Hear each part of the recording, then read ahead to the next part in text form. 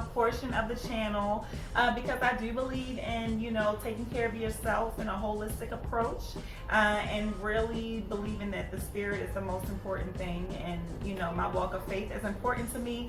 So I just wanted to come on here and chit chat about something that I am seeing a lot of people are struggling with, and I know for me, I used to struggle with it too, but I wanted to come on here and just talk a little bit more about it, and that is caring about what people think. So I'm noticing that people are, commenting on things and are even, really like trying to defend themselves and, making sure they get back the last comment on social media, or even not doing something that they desire because they care about what people will think about what they're doing. And I know, like, maybe when I was, like teenage years, going into early 20s, I did kind of suffer from that, actually quite a bit. And I wanted to just kind of share how I overcame caring about what people think, because I think it's a lot harder for some people than others, and sometimes you forget after you've conquered something how hard it was for you to conquer it, or how it seemed to be so, just so huge at the time that, when it's no longer a big thing in your life, maybe you can help somebody else up along the way to not be in that same troubled water that you were in. I stopped caring about what people thought when I started caring about what God thought. And to be honest, that may seem very simple, but it wasn't always easy. I definitely, went through a transitional spot where I was like, I didn't really, know how to do that. But it's funny how things happen.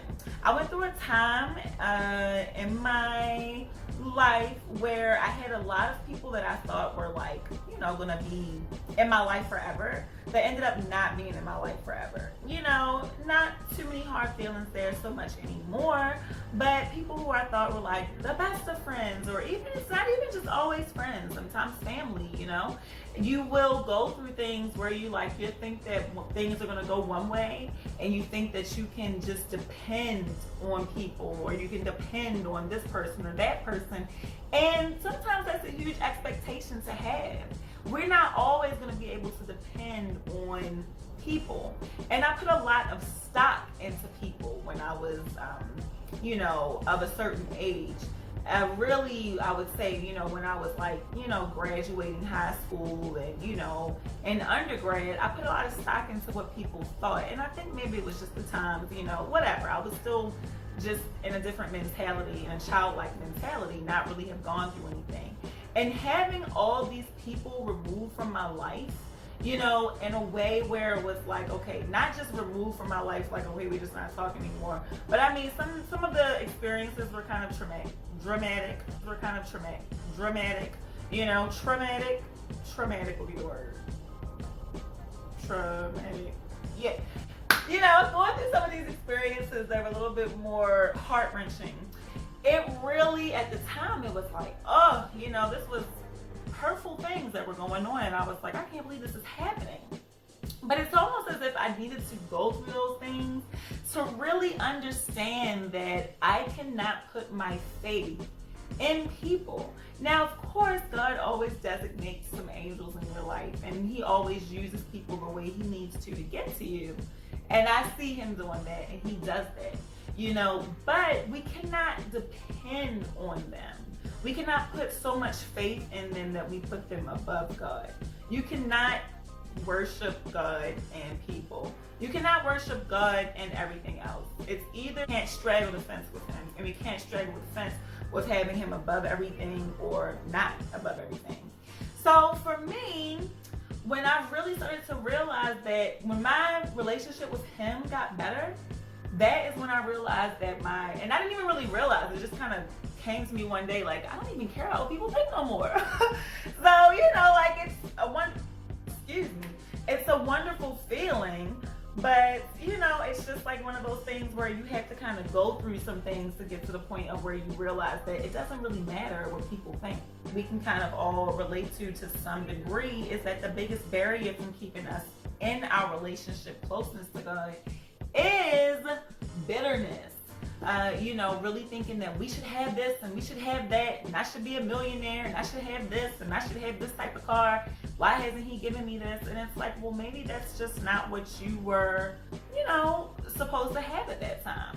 And I think something too, like I always try to remember, like, there's so many people that cannot see.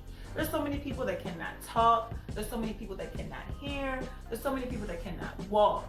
You know, I can smell, you know, I can use my senses, and there's so many people who don't have those blessings. So I try to reduce my, you know, complaining, so really just turning it into seeing how blessed I really am and being grateful and thankful for those blessings that, you know, could be taken away so easily, you know, and just being thankful for, you know, the things I do have in my life, which I have life, you know, so just something to think about, just a little food for thought. And I wanted to hear from everybody else too. If there's anything that you do to kind of keep your focus on God throughout the day, or trying to keep your focus or strengthen your relationship with Him and magnify Him above everything else, I would love to hear it. Like, I would love to create a nice little community of where, you know, we can really talk about, you know, what it is that we're doing to keep ourselves spiritually strong and spiritually nourished, because, you know, that's the most important thing.